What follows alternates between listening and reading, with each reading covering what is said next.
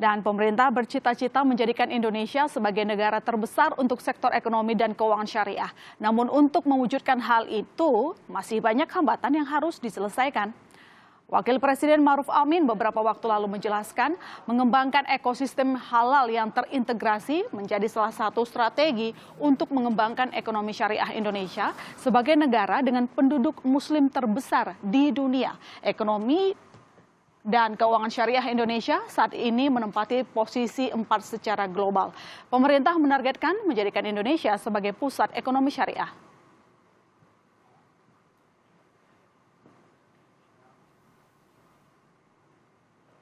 Ya, pemerintah rajin mengingatkan besarnya manfaat pengembangan ekonomi syariah, namun masih banyak hal yang harus kita koreksi, saudara, untuk mewujudkan ekonomi syariah yang lebih baik. Kita diskusi malam ini dengan Kepala Departemen Ekonomi dan Keuangan Syariah Bank Indonesia, M. Anwar Basyori. Selamat malam, Pak Anwar. Selamat malam, Mbak Ilona. Oke, Pak Anwar, ini sebelum Lebaran Pak Wapres mengatakan kita punya potensi yang sangat besar untuk mengembangkan zakat ataupun wakaf gitu ya. Cuman dari perspektif BI sendiri, bagaimana kita menjadikan zakat atau wakaf itu lebih produktif? Jadi nanti perluasan manfaat dari zakat wakaf ini juga maksimal. Ya, makasih Mbak Ilona. Tapi sebelum ke sana kita harus paham dulu bahwa keuangan syariah itu dibagi dua. Ada yang komersial, bank, sukuk, dan yang lain, ada sosial, Islamic Social Finance. Nah, JSWAF ini zakat, infak, wakaf, sodako, termasuk zakat, wakaf itu adalah sosial. Nah, itulah potensi yang hanya dimiliki di Indonesia, karena itu berbasis keumatan. Cuman memang kalau kita bicara kita bicara wakaf, bicara mengenai zakat, itu kan kebanyakan dana sosial dan mandek kepada sosial gitu, Mbak. Jadi sosial itu sosial, jadi cost center ke cost center. Nah, ini bagaimana ini menjadikan sebagai dari cost center menjadi profit center atau yang produktif. Bicara zakat, itu punya fungsi yang utama adalah untuk konsumsi, meyakinkan daya beli masyarakat ada. Luar biasa di dalam Ramadan ini kan. Tapi memang yang belum berkembang adalah fungsi wakafnya. Karena wakaf berhubungan dengan produksi dan investasi. Jadi kalau zakat didorong untuk meyakinkan konsumsi, mendorong konsumsi masyarakat, karena daya beli tertahan dalam rangka pandemi, dan wakaf juga kita dorong untuk investasi, dua mesin ekonomi, konsumsi sama investasi itu bergerak di Indonesia. Lantas bagaimana kita membuat basis wakaf ini lebih produktif, Pak Anwar? Sehingga tentunya kemarin juga di dalam minggu yang lalu Pak Wapres, Pak Gubernur Bank Indonesia, dan beberapa Bapak Ibu yang lain mengatakan bahwa betul, karena satu memang kita perlu literasi. Karena kan kita biasanya wakaf itu adalah untuk bangun kuburan, bangun masjid, kan gitu ya. Sehingga mandek, dananya itu mandek, tidak produktif. Sehingga di sini kita harus buat berbagai proyek, dan sudah ada Mbak, bukan berarti belum ada.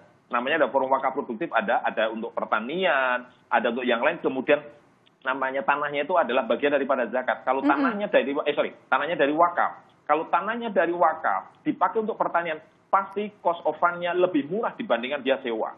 Sehingga disitulah perpaduan antara dana wakaf itu menjadi produktif.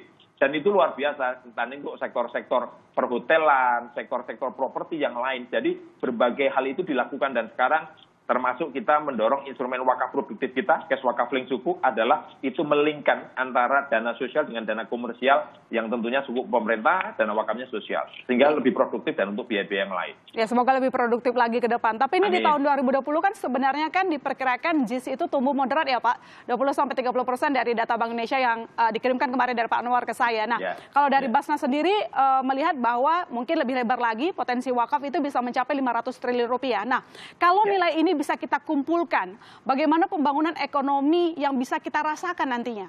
Ya, jadi kita bicara antara potensi dengan realisasi yang sekarang, Mbak. Itu bukan berarti bahwa, contohnya zakat, bukan berarti bahwa kalau dari Basnas kan memang targetnya 14 triliun, karena memang UPZ kita hampir 572, itu memang rata-rata 25 miliar, kalikan 572, itu sekitar 14 triliun. Tapi bukan berarti bahwa orang Indonesia belum bayar zakat. Memang masih di luar itu. Sehingga tantangannya adalah, yang selalu dilakukan, makanya ada gerakan Cinta Zakat yang dilakukan Pak Presiden 15 April yang lalu, kemudian ada gerakan wakaf uang yang di launching. Jadi ini masalah literasi juga dilakukan, infrastruktur ekosistem harus dilakukan. Jadi bukan berarti bahwa itu belum ada, dan itu potensi itu hanya di Indonesia Mbak, untuk dana sosial itu. Nggak bisa dimiliki, mungkin boleh London sebagai pusat ekonomi syariah, keuangan syariah dunia. Tapi dia nggak bisa melakukan Islamic Social Finance itu hanya di Indonesia, karena basisnya adalah masyarakat muslim. Tinggal kita lakukan sebagai alternatif sumber pembiayaan ekonomi untuk mengenerate tadi konsumsi sama investasi dan mendorong proses transformasi ekonomi di Indonesia. Pun membantu masyarakat yang prasejahtera ya Pak Anwar?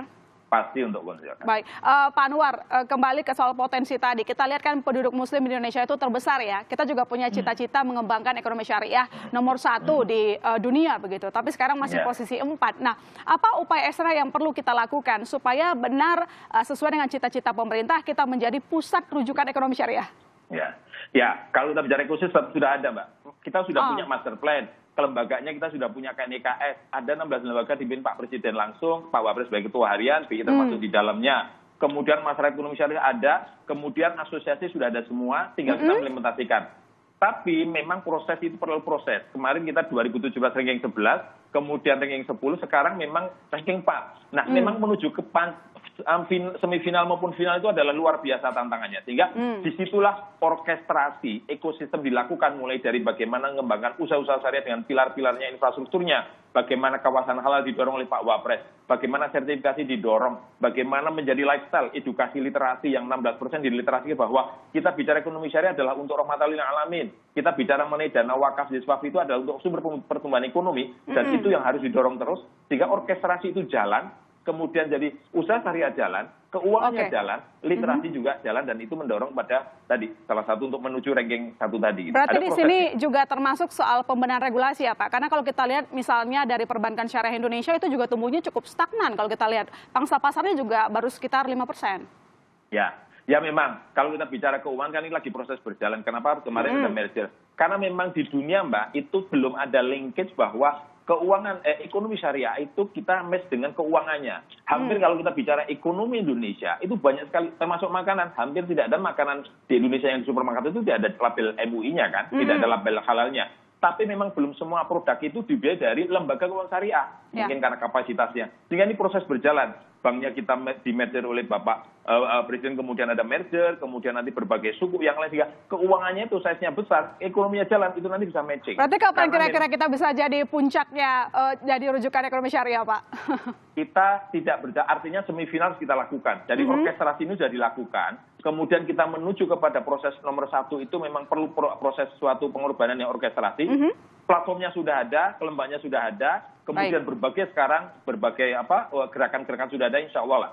Kita tunggu hasilnya, insya Allah kita akan meyakinkan bahwa Indonesia menjadi salah satu pusat referensi ekonomi syariah di dunia, Mbak. Baik, ekosistemnya sudah ada, sekarang kita tunggu pemaksimalannya supaya sesuai dengan cita-cita pemerintah juga bahwa nanti ekonomi syariah Indonesia bisa jadi rujukan nomor 1 di dunia. Terima kasih Pak Anwar telah bergabung di Berita Utama. Selamat Hari Raya Idul Fitri, mohon maaf lahir dan batin.